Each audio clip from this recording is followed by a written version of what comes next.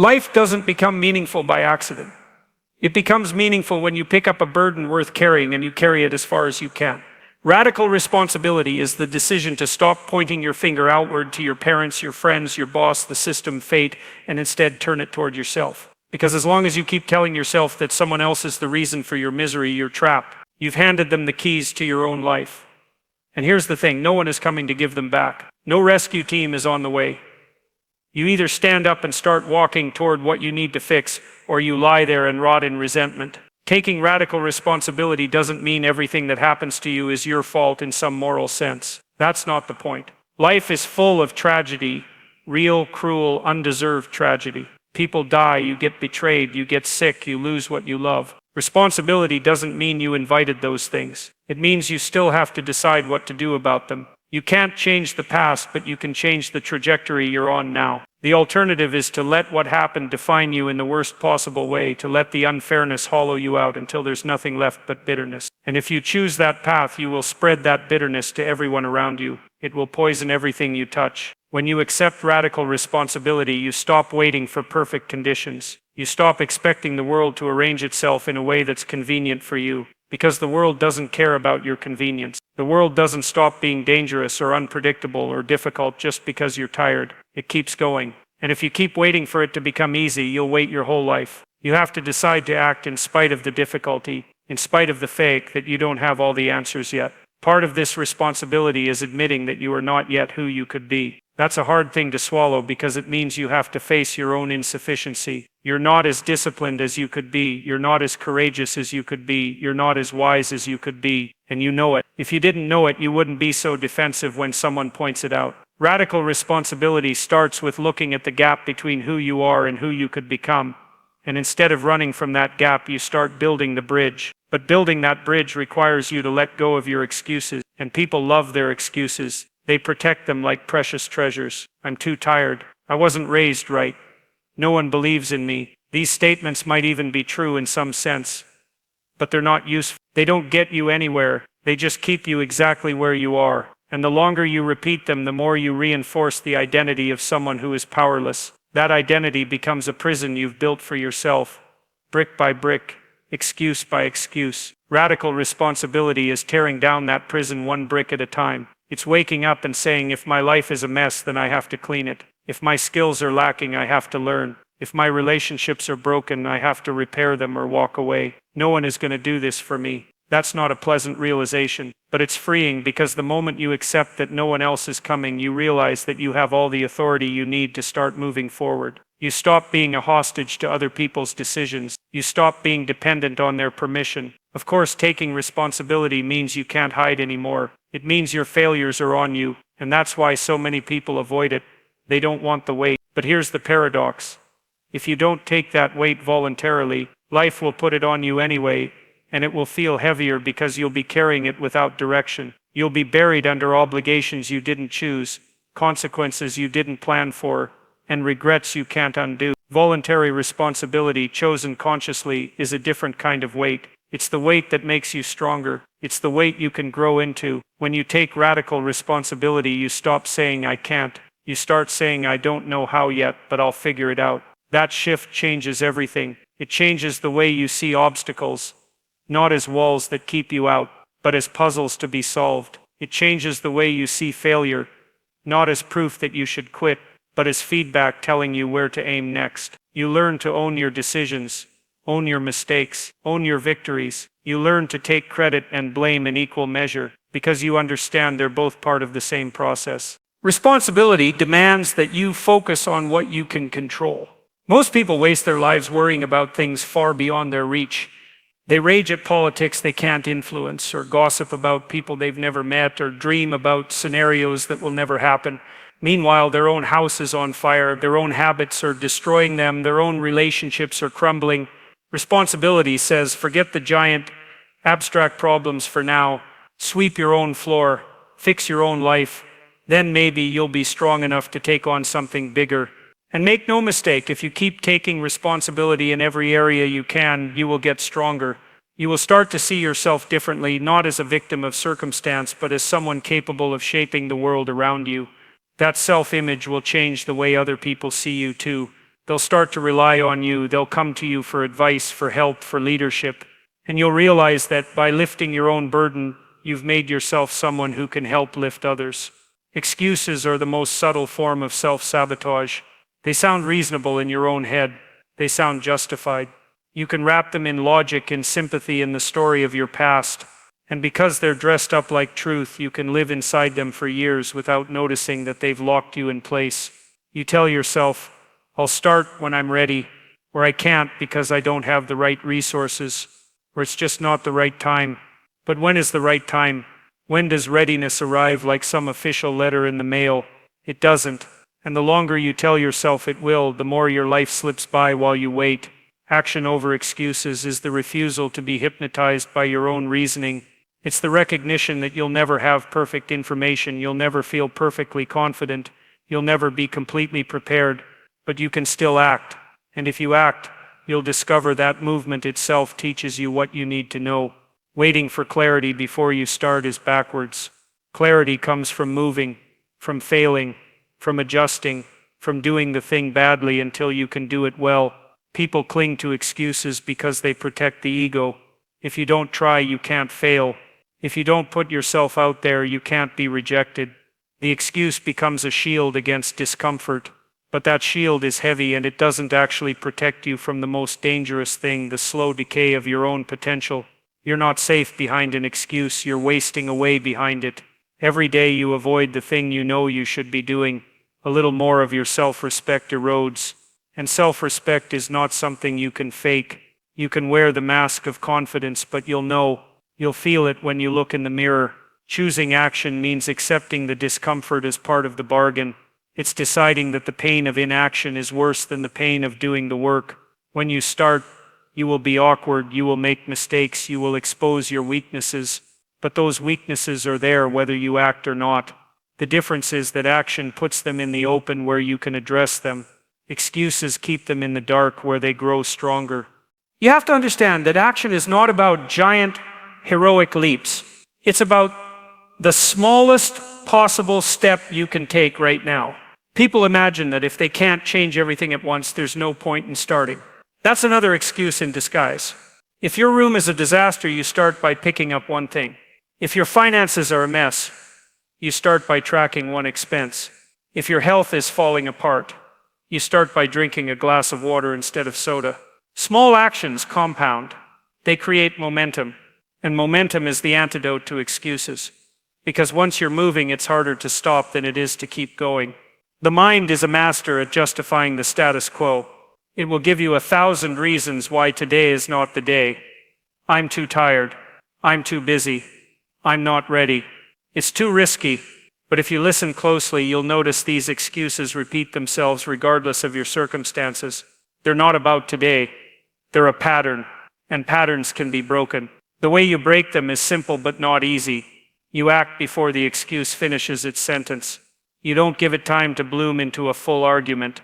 You move first, then deal with the discomfort after. Action doesn't require motivation. People think they need to feel inspired before they start. But waiting for inspiration is like waiting for lightning to strike the same spot twice. You might get lucky, but you can't build a life around luck. Discipline is what gets you moving when you don't feel like it. And once you've acted, once you've taken the smallest step, motivation often follows. It's the reverse of what people expect. Action fuels motivation, not the other way around. There's another problem with excuses. They spread. They start in one area of your life and leak into others. If you make excuses about your health, you'll start making them about your relationships. If you make excuses about your work, you'll make them about your personal goals.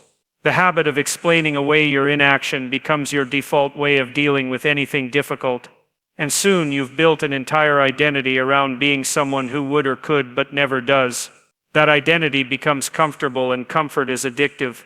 Action is the way out because it breaks the cycle.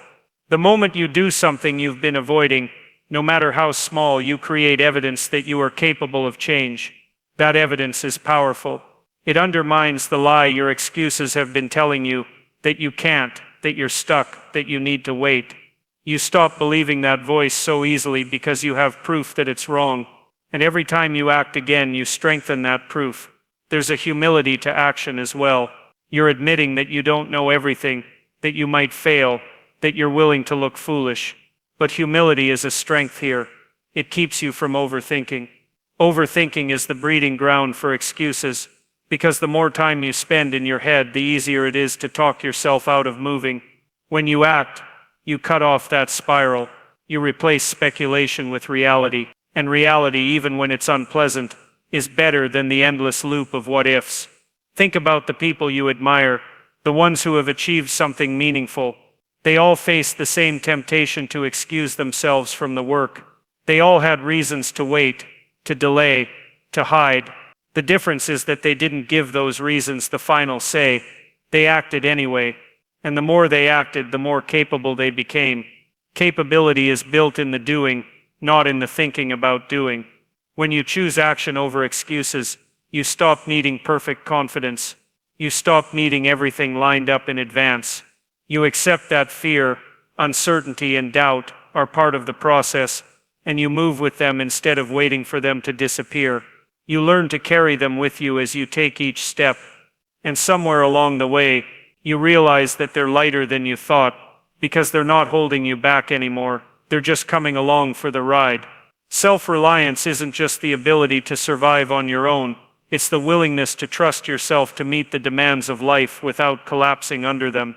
It's the capacity to stand up when there's no one around to steady you, to decide when there's no one telling you what to do, to navigate when the map in your hands is blank. Most people think they're self-reliant until they're forced into a situation where the safety nets are gone. Then they discover that what they had wasn't self-reliance at all. It was dependence disguised as competence. As long as someone else was providing the structure, they could perform. The moment that structure disappeared, they had no idea how to function. Building self-reliance means you stop living at the mercy of other people's decisions. You stop waiting for someone to give you permission to act, or to fix what's broken, or to open a door for you. It's not about rejecting help from others. It's about making sure that your survival, your progress, and your dignity aren't entirely in someone else's hands. Because if they are, you're vulnerable in a way that has nothing to do with physical danger and everything to do with control. The first step in building self-reliance is realizing where you've outsourced your own agency. Maybe you depend on other people to motivate you, to validate you, to tell you you're doing well. Maybe you let your mood be dictated by how strangers treat you, by whether your boss praises you, by whether your friends approve. If that's the case, you're letting other people steer your internal state, which means they can crash it whenever they want, or even by accident. Self-reliance requires that you take that wheel back. You decide what you value, what you aim for, and what you're willing to endure to get there. There's a strength that comes from knowing that if everything you depend on were stripped away tomorrow, you could still find a way forward. That strength isn't built overnight. It's built through the process of solving your own problems, instead of handing them off to someone else. It's built by learning skills you could easily outsource, cooking your own meals, managing your own money, repairing what you own, instead of replacing it at the first sign of trouble. These might seem like small acts, but they accumulate into a deep sense of competence, and competence is the foundation of self-respect. When you rely on yourself, you stop expecting the world to be easy. You stop assuming that someone will always be there to pick you up when you fall, and strangely enough, that makes you more willing to take risks. Because you know that even if you fail, you can recover. You've proven it to yourself in small ways, so when a bigger challenge comes, you don't crumble under the weight of uncertainty. You can step into the unknown with the quiet confidence that you'll figure it out as you go. Self-reliance also means you stop blaming others for where you are. The moment you decide that someone else's actions are the primary reason for your situation, you've given them all the power. Maybe they did treat you unfairly. Maybe they really did block your path. But if you stay there staring at what they did, rehearsing it over and over, you never move. You're waiting for them to undo it, and they won't. Self-reliance is turning away from that fixation and asking, given that this happened, what can I do now? It's a refusal to let someone else's failure or malice define your next step. A truly self-reliant person doesn't confuse independence with isolation. They're not afraid to ask for help, but they do it from a position of strength, not desperation. They could continue without the help, but they choose to collaborate because it makes the outcome better. This is different from leaning on others, because you're incapable of standing alone. In one case, help is an amplifier. In the other, it's a crutch you can't walk without. Part of building self-reliance is getting comfortable with discomfort. If you avoid discomfort at all costs, you'll always end up dependent on someone else to shield you from it. But if you can face discomfort head-on, whether it's the anxiety of speaking up, the fatigue of hard work, or the frustration of not knowing what to do, you start to realize that it's survivable. And once you know it's survivable, it loses its power to control you. You become someone who can walk into difficult situations without panicking, because you've been there before, and you made it through. Self-reliance forces you to confront your own limitations. You can't hide behind the illusion that someone else will always fill the gaps. When you hit a wall, you have to decide whether to climb it, break through it, or find another way around. That process teaches you more about your capabilities than any comfort zone ever could. You start to see yourself as adaptable, as resourceful, as capable of more than you thought. And that's not arrogance, it's earned confidence. You've tested yourself enough to know you can rely on yourself when it counts. The danger of not building self-reliance is that you become easy to control. If your sense of security depends on a paycheck from one source, a relationship you're afraid to lose, or the approval of a certain group, those things can be used against you. You'll make compromises you shouldn't. You'll stay silent when you should speak. You'll trade away your values to keep your dependency intact. But if you know you can stand on your own, you're much harder to push around. You can walk away from situations that violate your integrity, because your survival doesn't hinge on someone else's goodwill. There's a kind of peace that comes with self-reliance, but it's not the peace of comfort. It's the peace of knowing you can handle what comes. Life will still hurt you. It will still throw things at you that you didn't see coming. But you won't be helpless. You won't be waiting for a savior. You'll know that no matter how bad it gets, you can take the next step.